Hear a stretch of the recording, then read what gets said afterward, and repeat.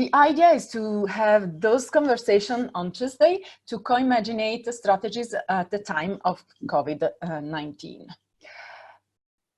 The starting point is the difference between the waiting time, that means the lockdown time that we are living now, and the new world in which we could begin to work again, so the afterwards. Therefore, we have been reflecting on the fact that there are two fields of investigation: the waiting time and the time after COVID-19. About the waiting time, we have few information. The after, we know nothing.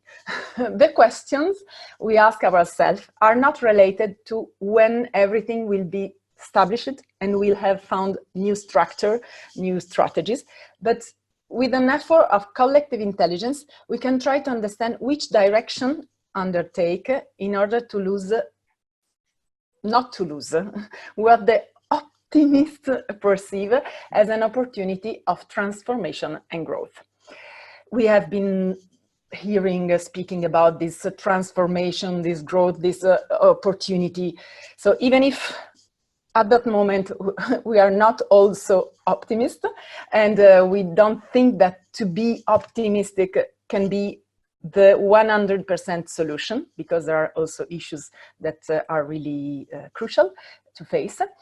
Anyway, we will ask ourselves a few questions. How will festivals change? How will the audience change? How will those who produce art change? How will those who finance it, the festival, change? Because the changement is the key word. We have, in fact, those are the four main questions, but there are a lot of open questions. That means, who will those who organize the festival change? Who will those who hold the budget change? What are the relationships that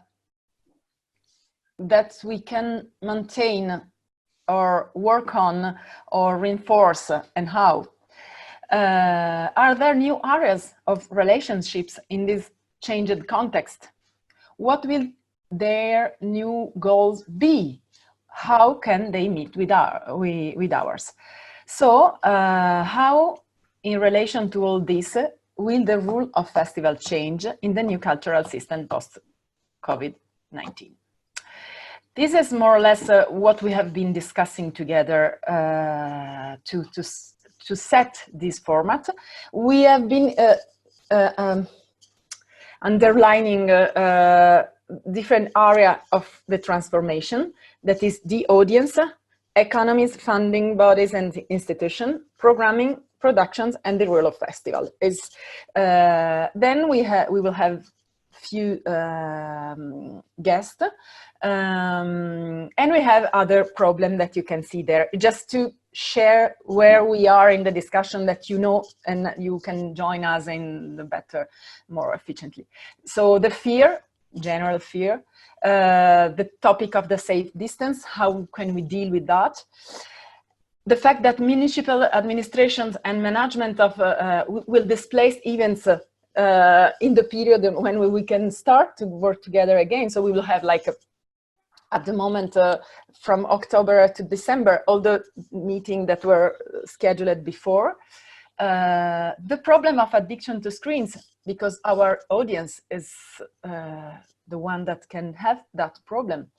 The problem of reduced capacity of space and ticket selling connected with that. And the fact that production is not possible during all this time due to social distancing. These are really some of the, like in a brainstorming, the things that were coming up. So this is the main frame.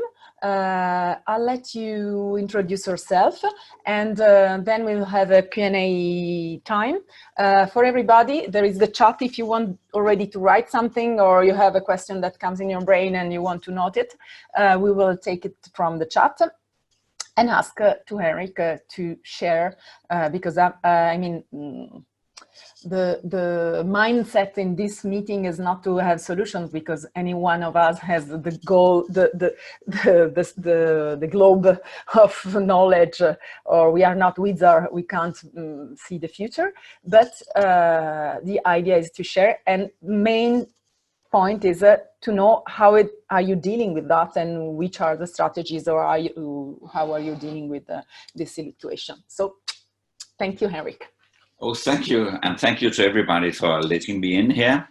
It's great to see all of you. I can recognize some of you. I've met you in different places in the world. Some of you I haven't. But just a brief introduction of myself. I'm Henrik Kholer. I'm the CEO of Teatercentrum in Denmark, which is a Danish National Center for Dissemination of Theatre for Young Audience. So we are a competence center for that. Beside that, we are the organizers of Aprilfestival. Maybe some of you have heard of Aprilfestival. I will give you an introduction to that, so you know what it is that we are doing with that festival. It's a quite huge festival, and it's a touring festival.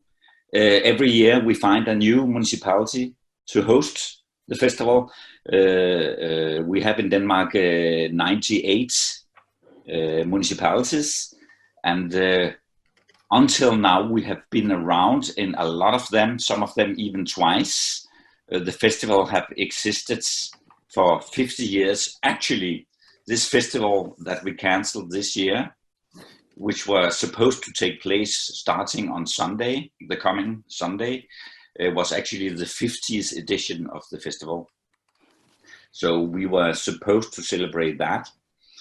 Actually, we have had this challenge for many years that when you have a festival and you want to celebrate something, you have an edition number, which was, and then you have an anniversary number. And actually our 50 years anniversary is next year, since we started in 71.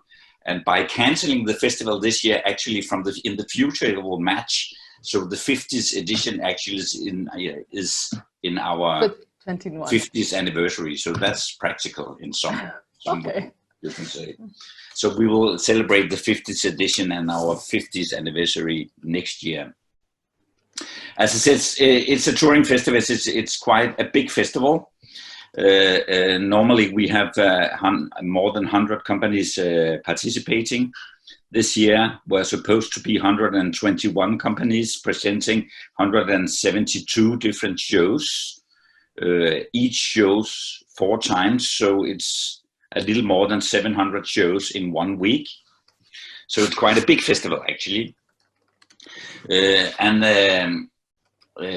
Actually, the reason for us having so many companies is that it's also a showcase for the Danish companies to show their new works for their coming audiences, which means that we are obliged as organizers to invite presenters from all over Denmark to participate in the festival, to see the shows.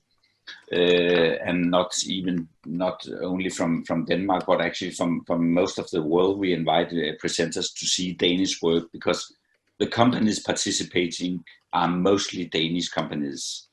And as you may know, in Denmark we have a long tradition of presenting shows directly into the schools, which means that we have more than 150 companies in Denmark doing work exclusively for young audiences, which is quite a lot when you think about Denmark being a country of a little more than 6 million people. It's quite a lot of companies.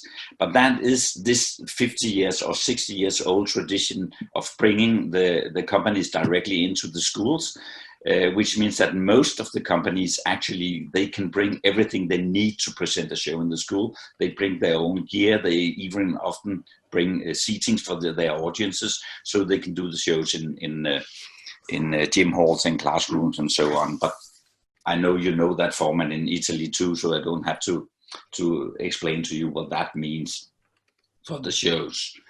But as I said, the festival is a showcase for the companies. It's also a touring festival, which is quite complicated, you can say. It's a festival that of that size means that we need a lot of venues. Normally we need between 50 and 70 venues in the municipality we are going. So it's quite a huge job to organize that. So you can ask yourself, why are you not finding a place to stay with the festival instead of moving every year. But there's a reason for that, actually. First of all, regarding the economics and the financial situation of the festival, while it's a touring festival, the municipality actually buys the festival, which means that we have the funding every year from a new source, which is a new municipality. And that, in that sense, it's easier for us to finance the festival. And in Denmark, we have a system that we call the reimbursement system, which is, well, it basically means that every time a municipality spends money on theater for young audiences, they get a 50% reimbursement from the government, which means that if they buy a show, they get 50% off from the government. And it goes for the festival as well. So when the municipality buys the festival, they get a 50% reimbursement from the government, which makes it quite affordable for the municipality actually to host it.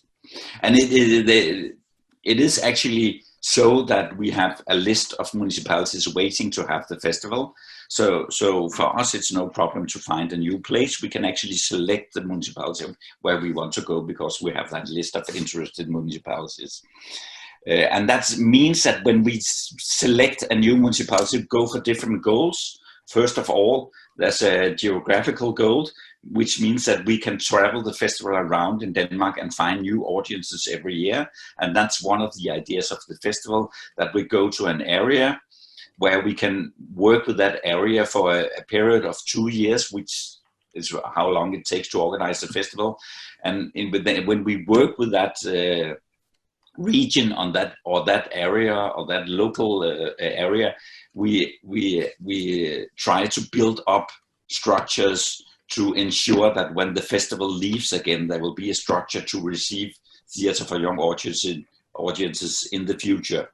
So that's one of the basic ideas of the festival, is to create these kinds of structures in different places of Denmark, that each time there will be a system or a structure that can welcome theater in the future.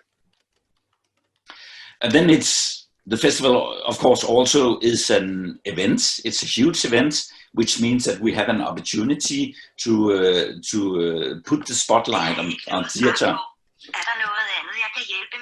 Sorry, that was Siri in my watch.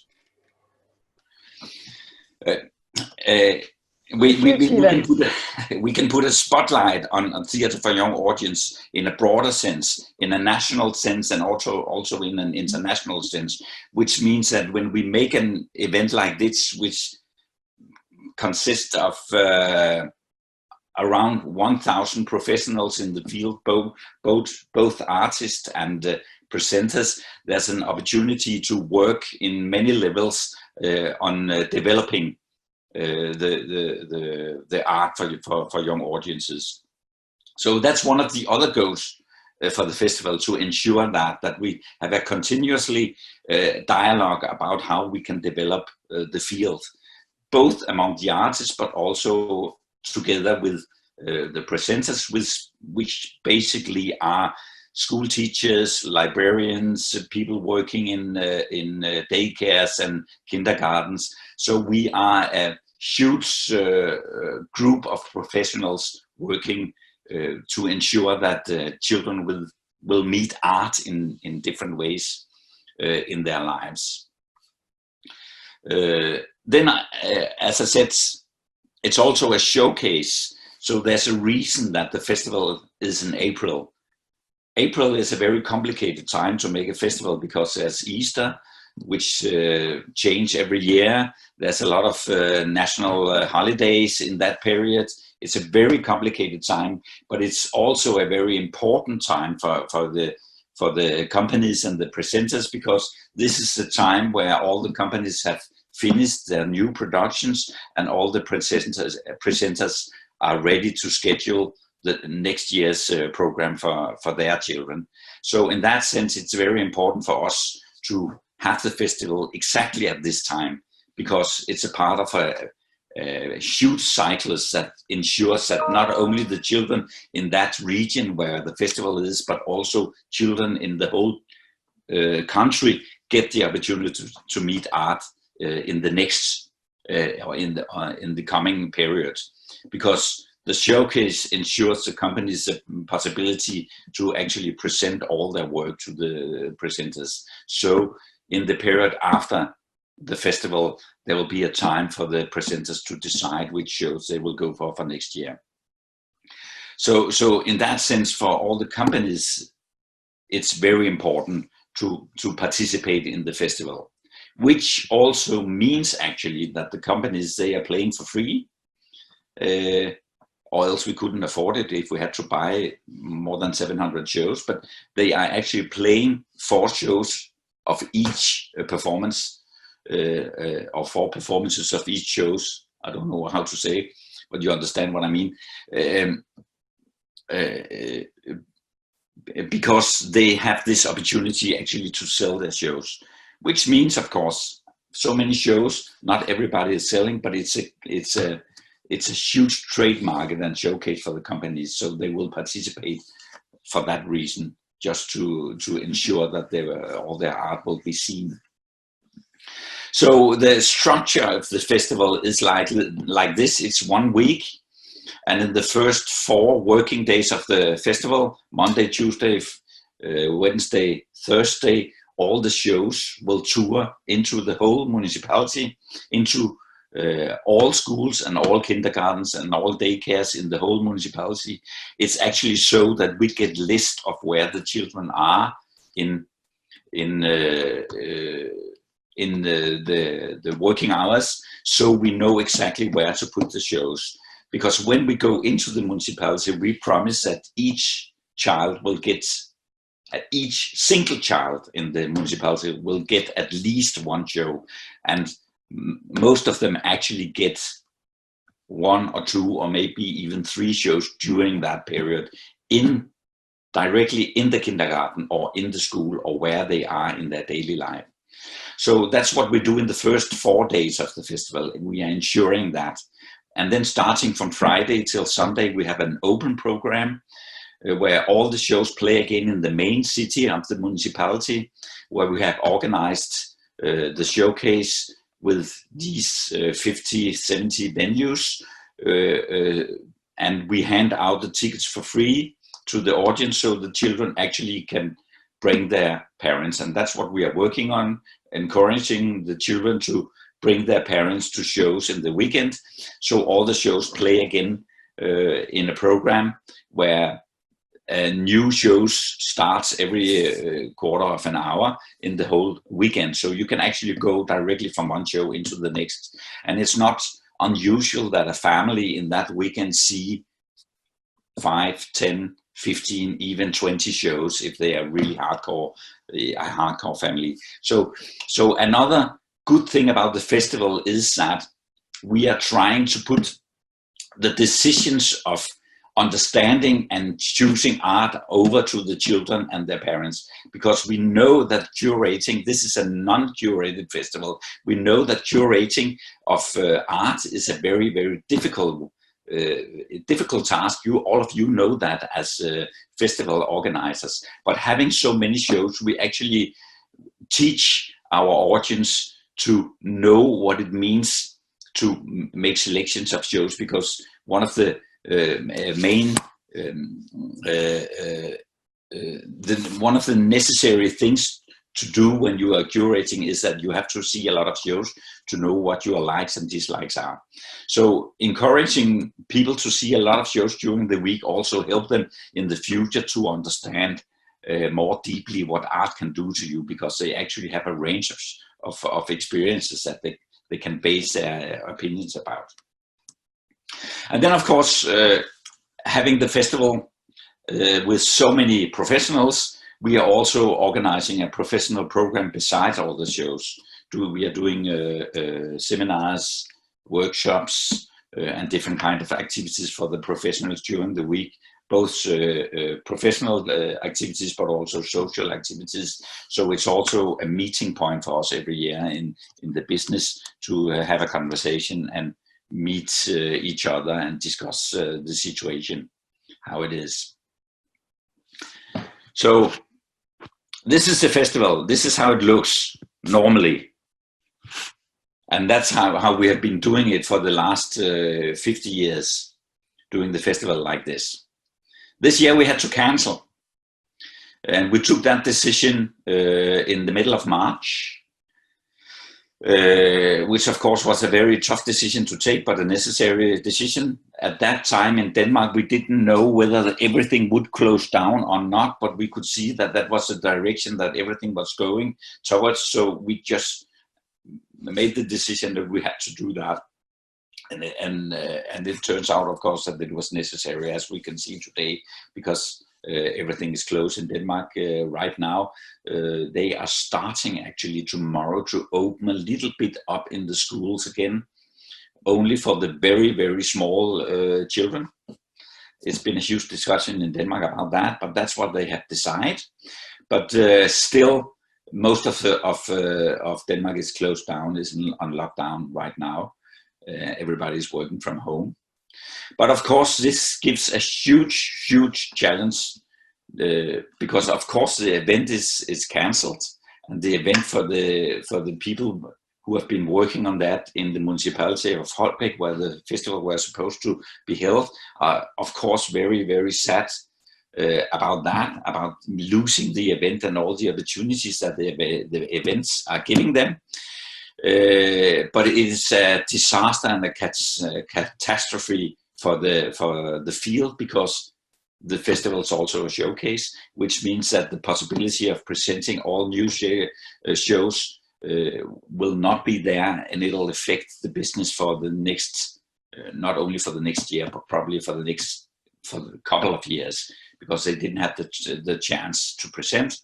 We have anticipated that it will mean, well, probably the presenters will buy shows, but they will buy what they know. So all the new companies and all the new shows will have a very tough time in the future, because nobody has seen them. And it's a tradition in Denmark actually that you see what you buy before you buy it. So that's what the festival is there for. So it will probably affect all the new shows, and especially the upcoming companies. All the new in the business will have a very tough time in the future. What we have done is, and what we are working on right now is, first of all, the festival, we have postponed it a year. So we have simply, we are organizing right now, trying to push all the future municipalities 1 year forward, so next year we can have the festival in municipality as planned this year. That's what we're working on. Hopefully we will succeed with that. Besides that, there's another small festival in Denmark in September, which normally hosts around 30 companies and 45 different shows. They have opened their doors to make a larger festival in September, and we have agreed to help them with all our knowledge and our knowledge about how to build a huge structure. So they actually open their festival for a lot of the companies who were supposed to participate in Aprilfestival. So instead of 45 shows, they will probably have between 100 or 150 shows in that festival in Horsens in September. So we, in that sense, we are trying to give the companies a chance to at least to show their performances, and hopefully in that sense ask the presenters to postpone their decision until after September. Besides that, we have been working digitally as much as we can to present the shows. We have asked all the companies to make trailers of shows if they produce them, because that's another challenge, that a lot of the new shows actually didn't have a chance to finish right now, because they have to cancel their rehearsals and they didn't have openings or premieres. So a lot of the shows actually are not finished and ready. That's another challenge. But everything that's ready, or everything that can be presented digitally, we have asked companies to send it to us, and we will present it in a huge, we both work on YouTube and on Zoom to try to present. So we are contacting all our presenters, and we have made a system where we are trying to present the shows for them in a very limited form, not full shows because it's too challenging for us to do that, and even for the companies, but at least in trailers or with small information about each shows. So they have a possibility to dig into the new shows. And actually every year we are making a catalog with all Danish shows. It consists of 300 different shows, and this catalog luckily is just finished. So it was not influenced by the COVID situation. So it was sent to the presenters for 2 weeks ago. So they had both the catalog and the digital edition of the shows, so they can hopefully look into that. And besides that, we are every day in Facebook, we are presenting small interviews with the companies where we are asking them the questions about their situation, their new work, and what they will do. And then we are encouraging the presenters to go and visit our Facebook page to see the interviews and to just get an idea of what is on the market right now. We don't know, and that's a huge challenge for the companies right now, because they had to cancel most of the shows here in the springtime, and a lot of them not canceled but postponed their shows, so they still can keep the payment for the shows from the school or from the municipality.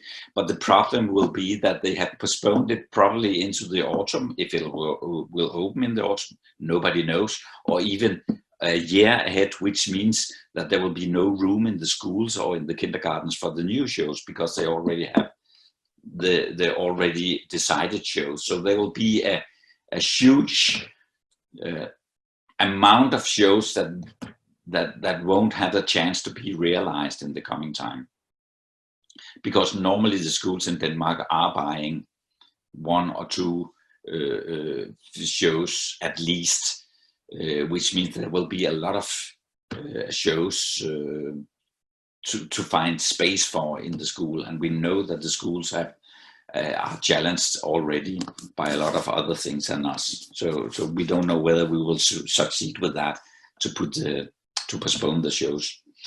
But that's what we are working on, at least.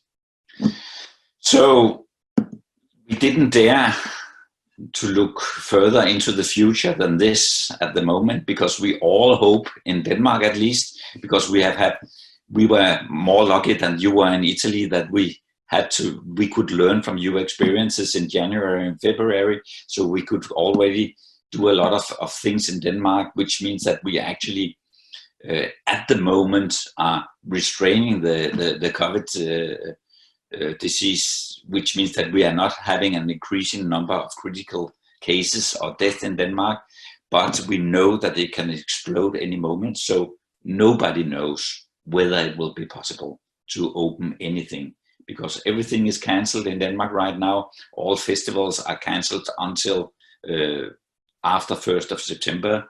Not only theatre festival, but all musical festivals. Everything is cancelled. Everything with a large number of participants are cancelled. We are not allowed to meet more than 10 people. We can't go to work. And we are at home at least until the 10th of May at the moment, and then we will see if they prolonged it. We don't know.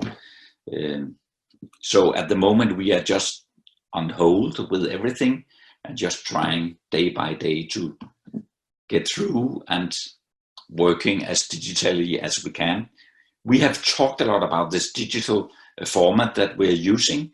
Some of the companies have been presenting digital or live stream shows, which has been kind of success. But we believe, from our perspective, that our art is strong enough to survive in the future, even if our audience have experienced the possibility of experiencing shows digitally or live stream. We are pretty sure that in the future there will be a demand for the live experience. and the face-to-face experience of art. So that's what we are working towards, the opportunity to open that possibility again, hopefully, as we look upon it right now in the autumn.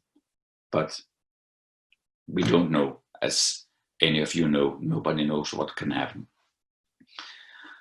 I think that's about what I'll say now. Yeah. Which also was quite a lot, I'm sure. Yes, a lot of information. For everybody, I was like translating in the chat what Henrik was saying, because I know that sometimes English is not so comfortable for everybody. So we have also a track, and this meeting will be recorded, so that if you want to listen again to it and have other information that you missed, you can listen again to it. If there is, I will start with one question. But please write the questions, or even in Italian, no problem, so that we can share the question with Henrik. Just to be, Henrik, I will ask you something, because just to make clear and sure what you said. I understood that as Teatercentrum, you are helping the companies that are the national company, about 150 companies, to prepare the catalog and the digital small teaser presentation. And you're doing it as Teatercentrum, because Teatercentrum is a structure that is founded by the Ministry of Culture and has the task and the mission to support theater. So this is one of the job that you are ensuring because of the mission of the institution that you are representing. Am I right? Yeah, that's totally right. That's our task, to ensure that the companies will meet their audience, or as we normally say, that children will meet the companies, because that's our perspective, to ensure that children meets art. So and we are paid by the ministry to do that. So we are a governmental institution in that sense. Okay, and are you doing that or helping companies? For example, I just make a kind of scenario. I am a small company, and I am very good in doing theater, but I don't have funding or money to realize the video. Do you have people that are specific in doing that? Are you hiring other professionists that are specific on that job? Or how are you facing this difference between what we do, that is theater, and the digital proposal, that is something else? Unfortunately, we don't have the funding to pay for this to the company, because the structure of the companies in Denmark are, the companies are independent, and they have their own funding for producing, and they are having their own structure of selling shows.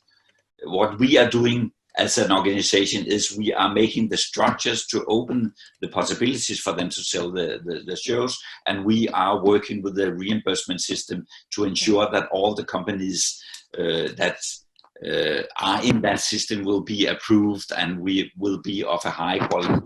So that's our task. So we don't have the money actually to help them. But what we are trying to do with the small means that we have, we are, first of all, we are lending them a platform that they can use to be in contact with the presenters, because we have the network of the presenters with us. So we are lending them this platform to be in the contact with the presenters. So whatever they give to us, we can distribute to the presenters through different channels like Facebook and YouTube and email, or whatever we have of channels. So that's what we can provide for them. And we can, of course, get the companies in connection with each other so they can use us as a hub. And that's what we are trying to do. We are trying, through us as a hub, trying to help the small companies with little means to be connected with bigger companies with more financial possibilities. So the companies actually can help each other out there to do this. So if a small company don't have any experience or any financial possibilities of producing anything digitally, we can connect them with some of the big theaters. And that's what they are doing actually now. They are using each other's spaces to go, for instance, to record a performance a lot of our companies don't have their own venue, so they lend the venue from the other companies and can go there. So in that sense, that's what we are trying to provide, that network of cooperation between the companies. Okay, this looks really interesting, kind of mutualism of the resources and sharing. You said that the fee of the show will be paid and they will postpone when they will realize the show. Is that true? Because, for example, in Italy, all what have been cancelled basically have been cancelled. So we don't have any fee for the show that have been cancelled. This is a big difference. Can you tell us more precisely how you are dealing with that? And I can ask my colleagues, if you have other questions, please write, or if I'm not so precise or you want to dig deeper something that I'm asking, please write it. Well, there's different ways of doing it, because each company are dealing directly with the school or the municipality. We are not into all agreements in that sense, because it's an individual negotiation between the company and the municipality. But what we have learned from the companies and what we are urging our presenters to do is to, instead of cancel the show, postpone it, which means that they can actually pay now and get it later. Okay. There is still a huge challenge that we are working on together with the ministry about the reimbursement of this, because, and it's a technical issue, because if they postpone the show until next year, say the next calendar year, does it mean that the reimbursement is in this calendar year or in the next calendar year? So we have some challenges with that we are trying to face together with the ministry. But as a general idea, we are trying to get the financial or the economy for the companies now, which of course will mean that they won't get it later. But at the same time, our government have made a financial package for artists, which means that they have a chance to get a funding directly now. If they don't sell, if they have canceled all their shows, they can get some kind of funding from the ministry right now. I can't, it's too complicated to explain all the details about that, but they can apply for having some money from the ministry right now. They can also, all the funding they have for producing shows right now, they can keep this funding even though they are not producing the show right now. So in that sense, that's the possibility just for the companies at the moment to have a little money just to survive. But at the same time, I have to say, we know that in this net there are huge holes, so we are probably facing that a lot of the very small companies in the future will have very, very huge financial difficulties, and even some of them will probably die from this situation. Okay. I will go with a provocation, but this is how this is personal, so I don't know about my colleagues. What do you think? The feeling is that we will be facing the Boris Johnson approach, not in the health system, but in the economic system. That means, okay, the smallest are like the oldest, they will die, no one will take care of that, but we can't face everything. So take care, find solutions, and even if Boris Johnson changes his mind, the economical level will be this one. So I don't know if you, I mean, you, of course, you don't have this feeling because you are facing the problems and trying to face them. But what about that scenario? And what about, I mean, one thing that is touching me is that you are already arranging a kind of social and mutual approach.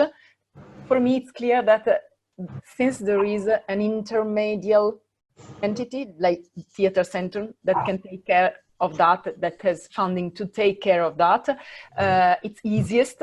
It's not like us self-organizing or self-trying to do things and with no dialogues with the Ministry of Culture, or trying to have it with not that much chance at the moment. But do you think that without Teatercentrum they will behave? I think we are, I can say we are quite lucky in Denmark in that sense. I think I definitely believe that it makes a huge change that we have an organization like us in Denmark trying to organize it. And it is not only because we are there, it's also because we have been here for 50 years and because we have built this structure for 50 years in Denmark. There's a very, very strong connection between the companies in Denmark, which means, and the whole structure that we have been creating throughout these 50 years also helps to ensure the need of the art in the future in many ways. So I don't believe that we are facing a situation in the future where there will be no demands for the art. Of course, it'll be challenged in the next couple of years, but it will still be there because the structures are there, and the basic structures are there, and the basic demand for giving art to children is created and developed through these many, many years in Denmark. So we don't have to start over the discussion of the necessity of this when this is over, because it's already there and they know it, because basically we have had that discussion for a long time in Denmark. And because all these companies in Denmark are so strongly connected to each other, and the understanding of the need of development within the system is already there. It's not only a question about surviving of the fittest. It's also for the artist in Denmark an understanding of the necessity of development and giving new artists the possibility or opportunity still to be in the business. Of course it will influence, but I believe that because of the structures, we will not be hit that hard in that sense that everything will be totally destroyed and locked down after the situation. Yeah, I really believe that. Great. This is we can breathe this optimism and try to fly with that. There is a question. I have a small question, if possible, about the organization of the festival. In the meaning, hello, Henrik. We have a smaller festival in Bologna that is Visioni, that you probably know. Yes. About the future, we are thinking and dealing with the possibility that maybe it's temporary, maybe it's for 3 years, of rebuilding the structure of this year or completely changing it, considering with the travel situation, which means we used to involve so many people from abroad, so somehow, and so many shows from abroad. So the idea for next edition maybe is to switch a little the focus and to keep something of international, even if, because we are dealing with a European project in the meanwhile, so we are compulsory obliged to keep some shows, but also to shift a little bit on the national side, the festival. How are you dealing with that? I mean, how are you dealing with international situation?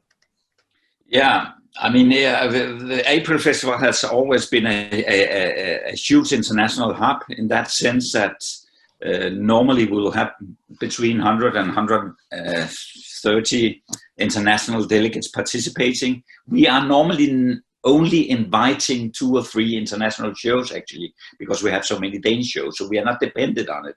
But we are normally doing that just to give an idea of what is going on in the world. It's not so isolated, Danish or national. And then we have all these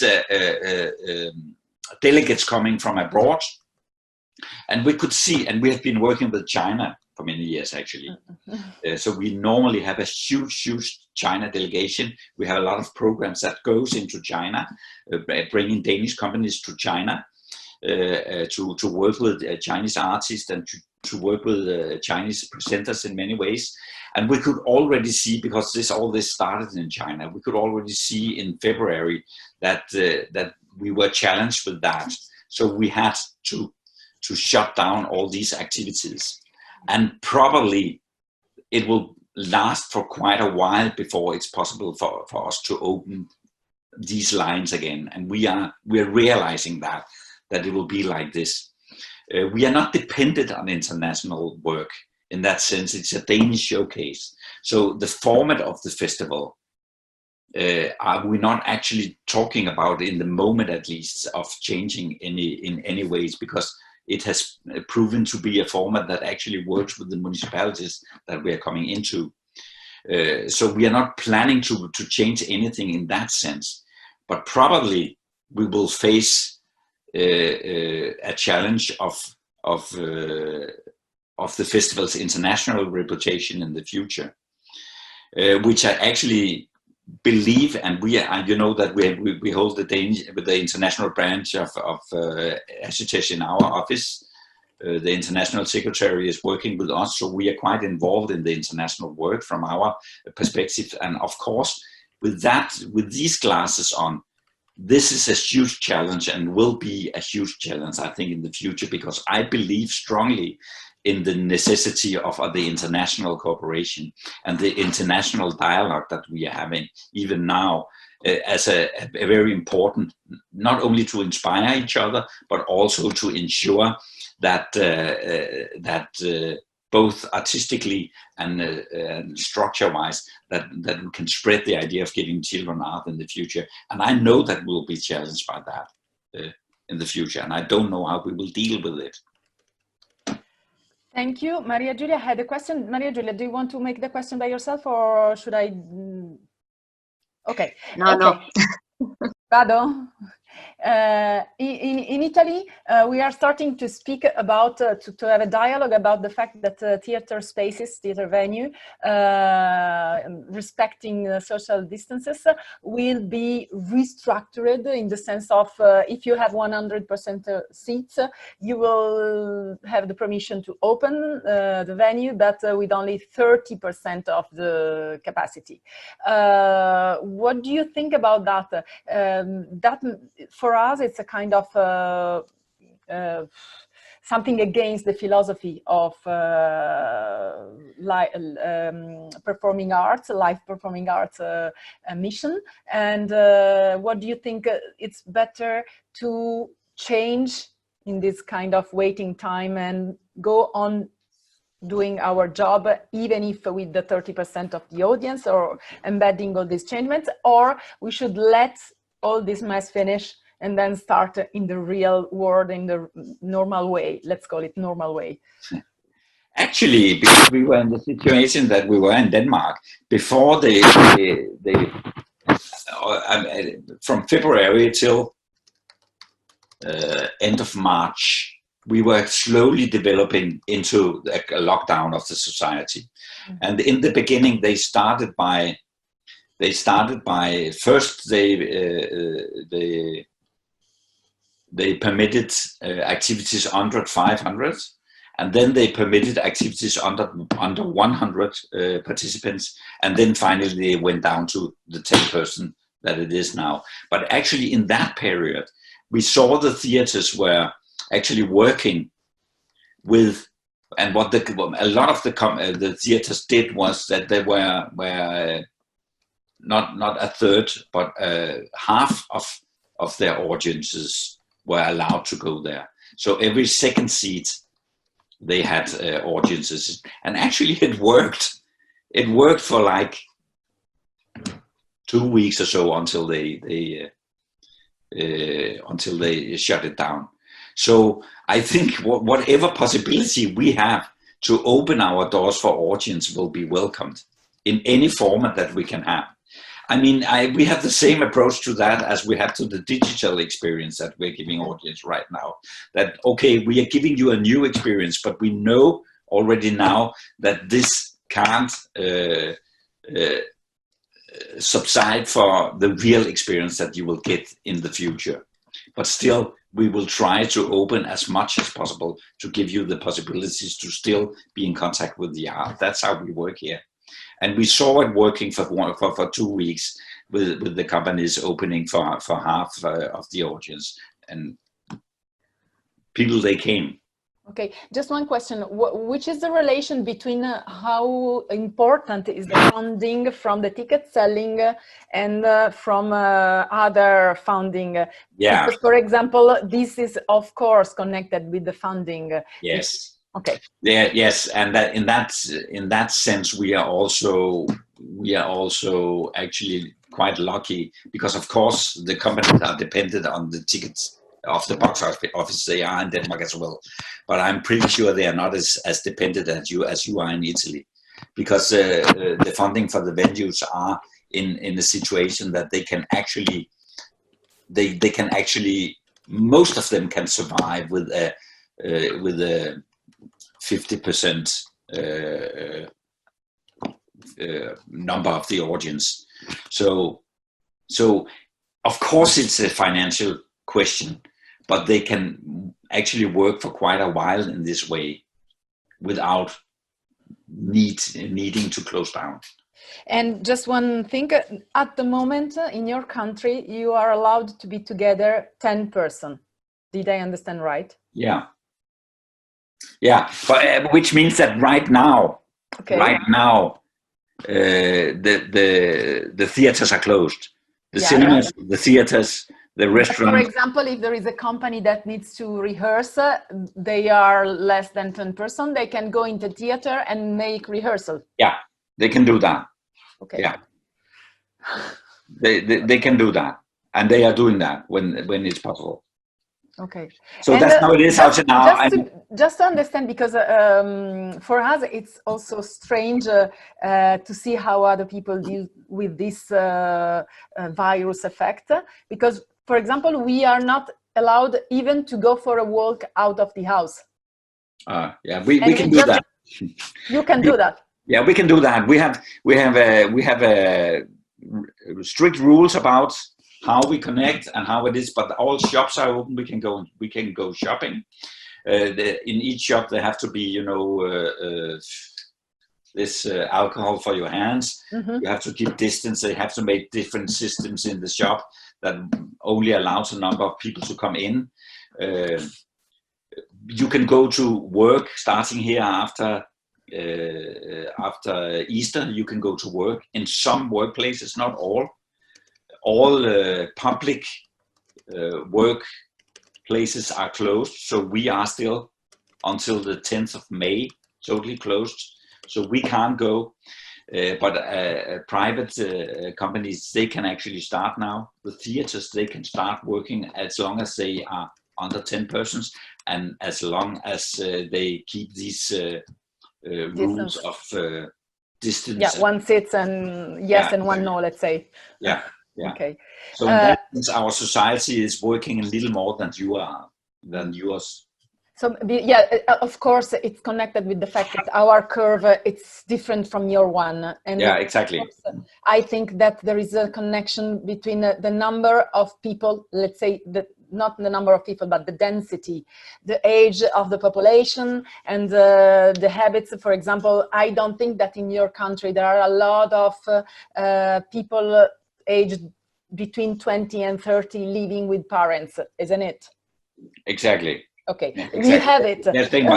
And so this can impact and have and normally, children are not with the parents because they are in the kindergarten. In our case, they live for half of the day in the kindergarten and then the rest of the day with parents, with grandparents. That means that they are old. So of course, there is a connection between all those elements, but yeah, it's different. And you know, the national strategy in Denmark has been to ensure that the capacity of the healthcare system is huge enough to take care of whatever will happen. So that's been the basic idea of everything that they have done in Denmark, is to ensure that, and they have succeeded with that.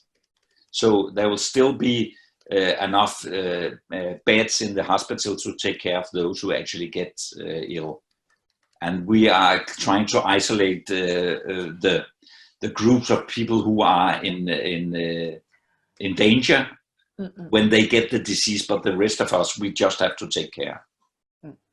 And okay, I think that more or less, if there is any other specific question, we can maybe start to have our, yes, Giovanna, and because then we will start to have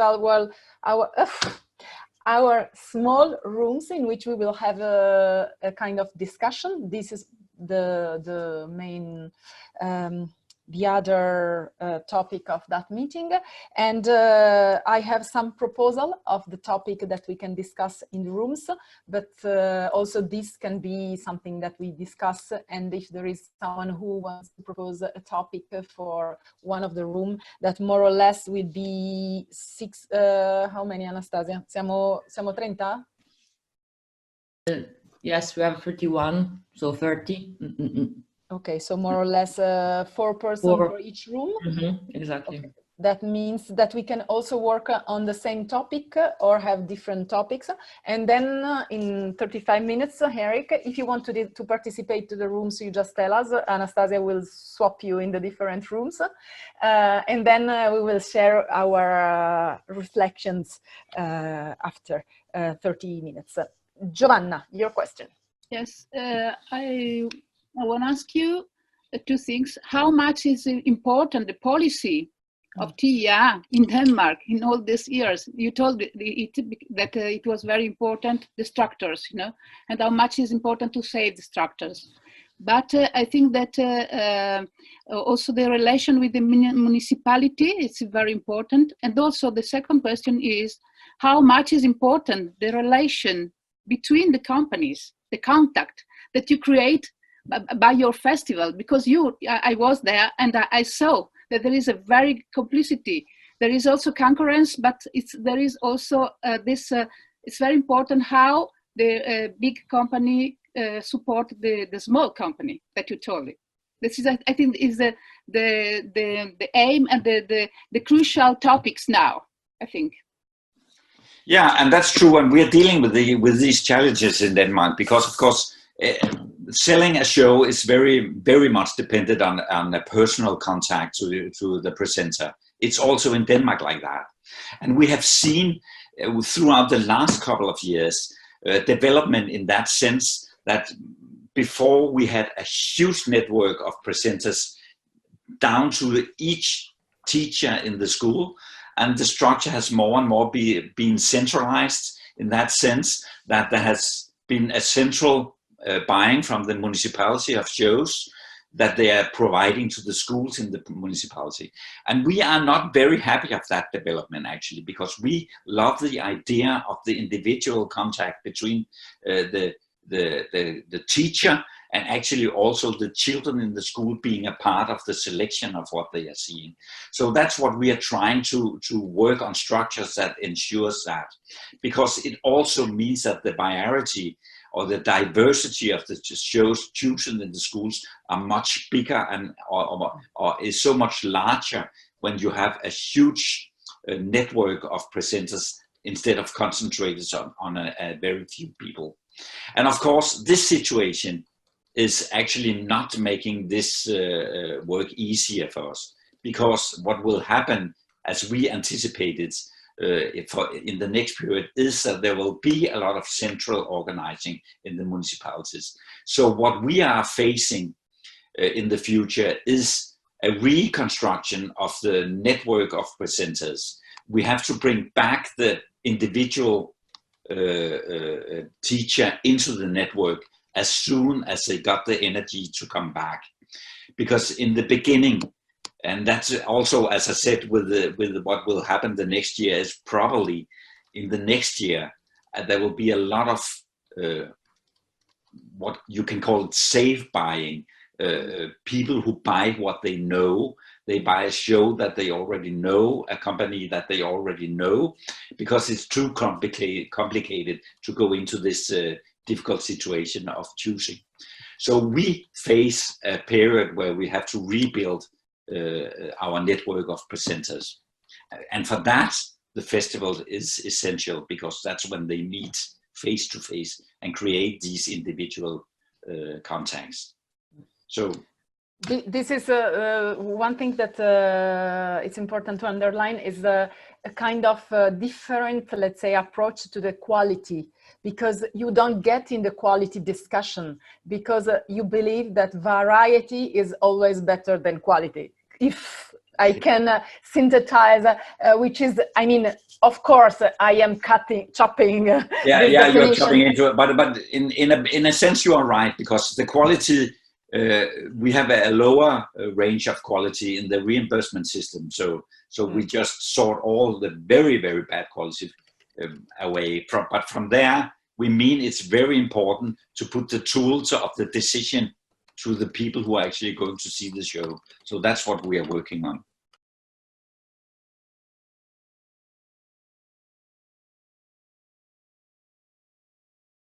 So who wants to start with the recap of what was coming out from the discussion? Giovanna, 3 minutes. No, if you are shorter, better. Ciao. No, farò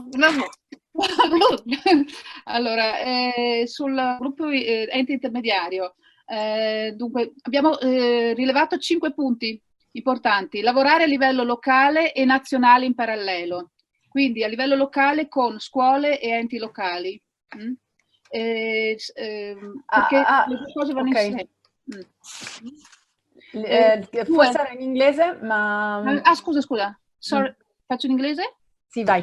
Okay. Okay, in our group, Henrik, we find 5 points important about ente intermediario.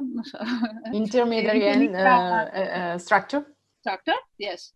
And we said that it's very important to work in the same line, local and national, you know, okay. And local with the school, and local, very local with the institution, municipality.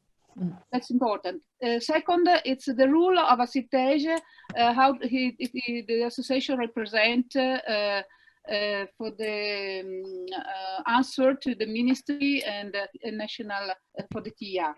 Third, some request from economical support from the ministry to the ministry.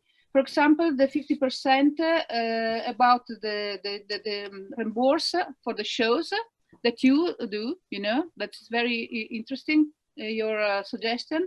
And to extend the art bonus to the little prizes, not yet to the big institution, theater institution. 5 point, the rule of the circuit, you know, regional circuit that we have, and who works in some region also for TIA. And this very important rule, and how they have to connect it at the national level, and also how they can be intermediate with the ministry for the regional entity of TIA. Okay. What Giovanna calls secret is the kind of small network, a regional network that takes care of programming. Yes. So they can play a role in the dialogue with our institution, and they have a role because they have a mission. Like I will add, festival has another mission. So I see. Okay, thank you, Giovanna. You were fantastic and in time. Who wants to go?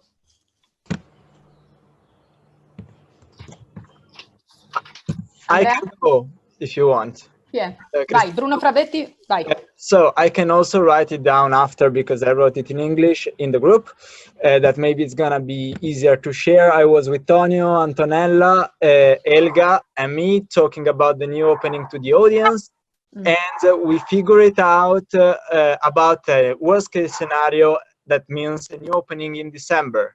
Okay. So we wondered about who has to respect the distance and the restriction, just the audience or also actors, because of course this could be more problematic.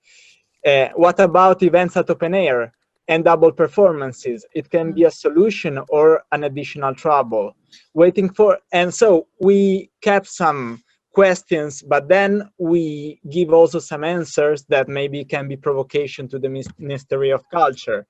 So we asked, waiting for further indication, we should ask to the Ministry of Culture to count also double performances. That is something that now is not considered. That means okay, because in our law, if you make a performance twice in a day, it counts like one. And when you have to ask for funding, you have a number of performances that you are required to perform. So if you have a double, it's like one. So to count them, even if the same day, that can be a concrete request. question. Yeah. And then if the audience will be 1/3 or 1/2, will somebody to cover the tickets unsold? Or how we can even think about programming the new season from December on? Would it be possible to travel in Italy and abroad? We need common indication on how to think about the future. So we have to ask concretely to the Ministry of Culture how to. And the last point is how schools will be trustful in sending the children to the theater through a medical certificate. How is going to be possible to respect rules inside the schools? Maybe it's our thought can be easier to bring shows inside schools than bringing schools to the theater. Okay, thank you. I will take the chance to tell that if you can send us this report, we will have all the reflection in one list, and it will come together with the report of this meeting to everybody. Yes. So who's next? I suppose. Andrea, go ahead. Yep. Yes, we were to Ente Intermedio 2 with Renata, Rosanna, Michele, and I think find the other one, but okay. The first problem we found is it was about who represent companies, theaters, festivals. So how can we figure out, how can we imagine to be an intermediate structure, and from who we have to talk? I don't know. So the problem for the company maybe is for the companies that only play shows is that if really the theater will open in January, they maybe don't have chance to survive, because how can they work? So maybe an intermediary structure could first of all think about actions to do for the audience to keep the relationship with the audience, even by media, and also to keep theater companies alive, but also maybe giving instruments and opportunities and know-how. We talk about Assitej could maybe give information about Banca Foundation that could to apply to ask for. I can find a polite way, ask for money, but to make all the compact grow is in instruments and capability to dialogue with not also the politic, but with the Banca Foundation. So the companies has the problem of visibility. Is right in English. See, vedo dei sì. So to make them to get themselves visible, and maybe a catalog, physical or online, could be useful. But also the problem is when the theaters can program once more, and what will program, as Eric said, they program not also what they know, but the program maybe what they already programmed, so maybe festival really could be an intermediate structure and act on the territory, maybe for region, to keep things together, make the company alive, and give everybody more tools, more tools to work. Okay, thank you. Time was over. Fantastic. Thank you, Andrea. Who's going next? Tonio? Oh, no, I was in Bruno's group. Okay. Faccio io. Okay, Elena. Okay, I was in the group with Giuditta, Alessandra, Raffaella, Cristina, and me, and we were talking about how to reopening for the and what the future. And what we saw, of course, is the different situation from Italy, from Denmark, but we could because we have a very less good system here of funding and of support from the governmental side. We would like also to make a hypothesis that is less positive as possible, and we wanted to talk about what are the other proposals that we could do in relation to the schools and to the audience to give a more possibility to the audience to see performances still, even if they can't go out as less, but as much as before, more performances for smaller groups, for people, for families, and to try to do events that are to keep the relation through school, with the schools and with the audience, with the normal audience. We have to understand what and why and what and how to show our new performances and our performances, and to keep alive the relation with the audience, and also with the producers and with the programmers.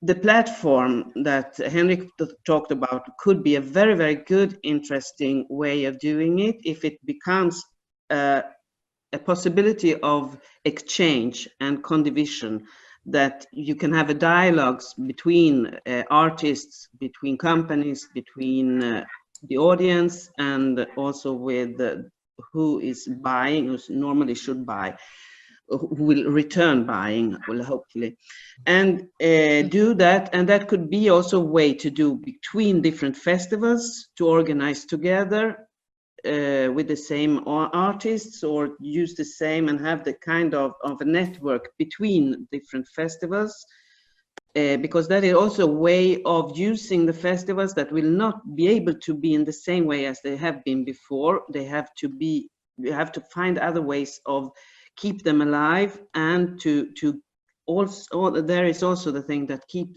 alive the relation with the audience, because that is really, really the most important thing to do. And in the creation of the videos, you could also think about finding, as for instance, Christina, who said, I had money to host a company, a performance. The money to host them, I can use to give them a space to create a video, to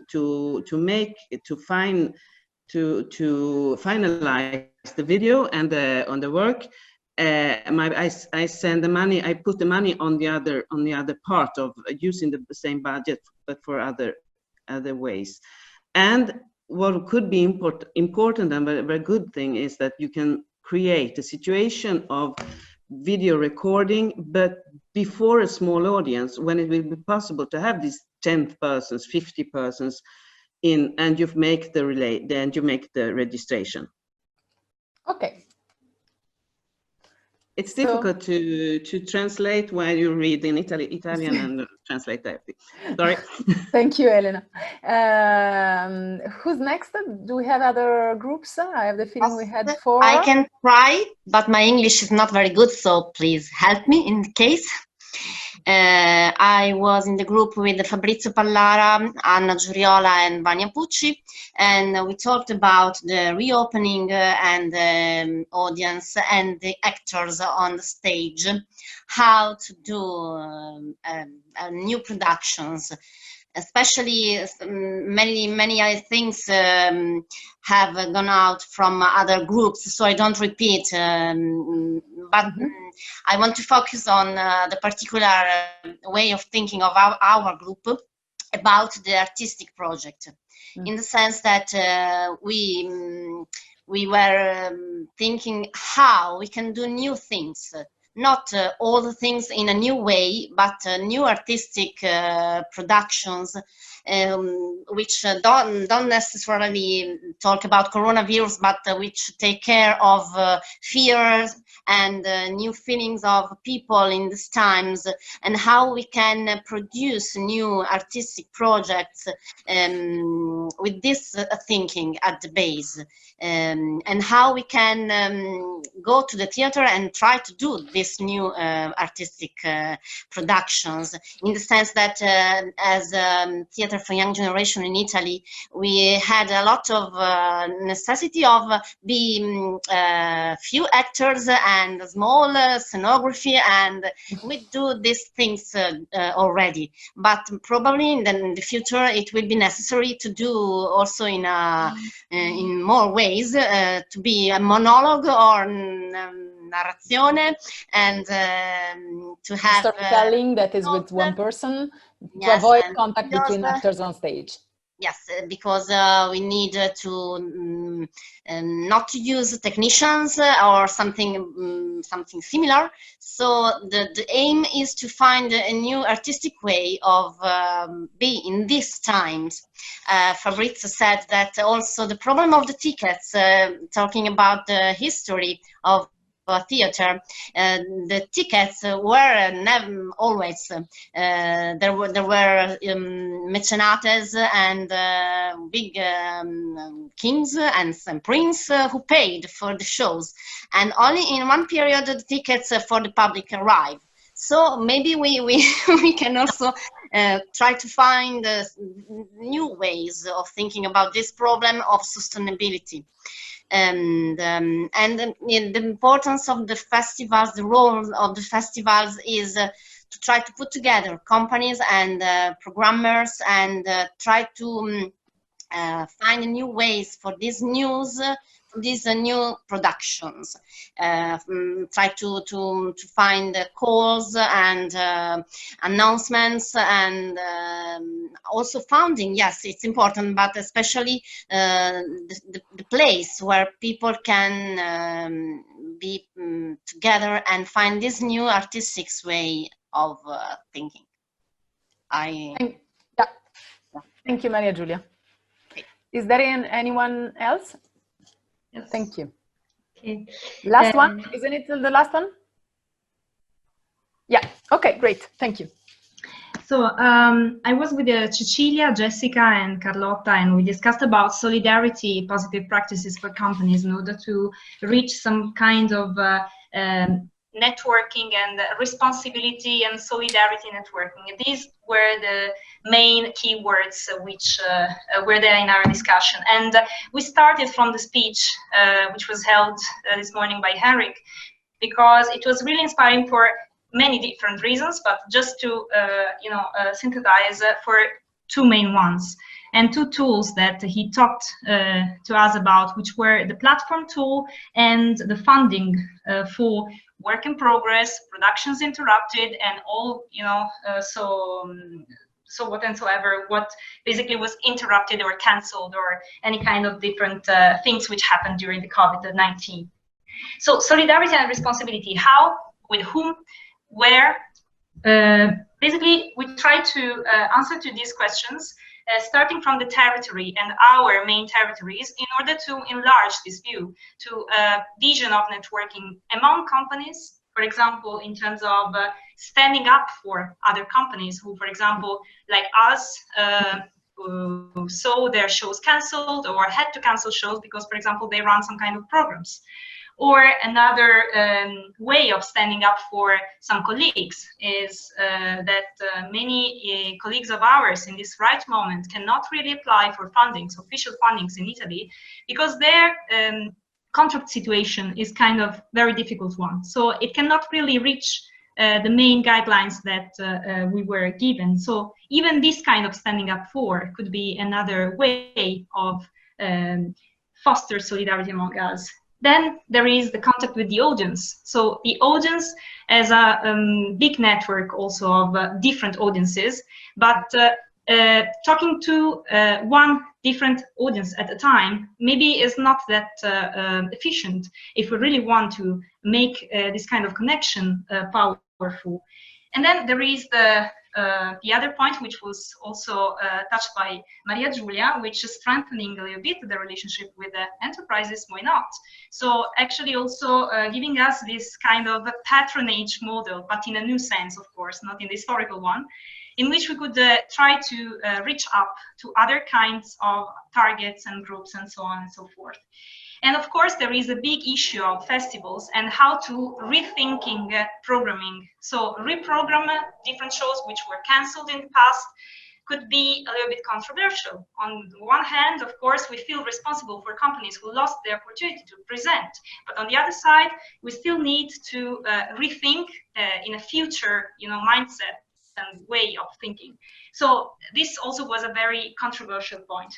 So in a nutshell, actually, what we really thought about is that rather than make up for the lost or catch up with the cancelled, we should maybe try to find ways of reconnecting to. And so reconnecting to colleagues, companies, territories, entities, and so on and so forth, and audiences, of course.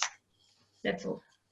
Okay, thank you. Thank you. So a lot of things. I've been taking a lot of notes, so thank you. We have a lot of work to do, but this is not new for us, so we can manage it. So Henrik, is there anything you want to share with us after listening this list of things, or if you just want to tell us if it was interesting to be there or not, in a sense of we will have other meeting for different Tuesday with this format. If there is something that you think we can improve or whatever, we are just listening. If not, have a meeting with your colleagues and it will be okay anyway. Well, first of all, I will say I think this is a great idea what you are doing. I think it's very it also was a part of my talking, the necessity of keeping our networks alive is very, very essential in this time. And I think what each of you are struggling with individually is so close to what our companies are struggling when they are sitting alone. So this feeling of having a connection to somebody, I think is very, very important in this time. So and it's been very interesting to listen to your situation and the struggles that you are in, which are in many ways so similar to ours. What we are trying to do is just to keep up a kind of spirit in this and believe that we will return to some kind of normal situation. I have had other discussions with colleagues in the US and in the UK and in other places, and I can feel, and even in China, and I can feel a lot of the places people are really having this feeling that everything will be changed in the future. But my true belief is that if we can keep up the spirit and the idea of the importance of what we are doing, presenting art for children, I'm pretty sure that we will reach something that looks like a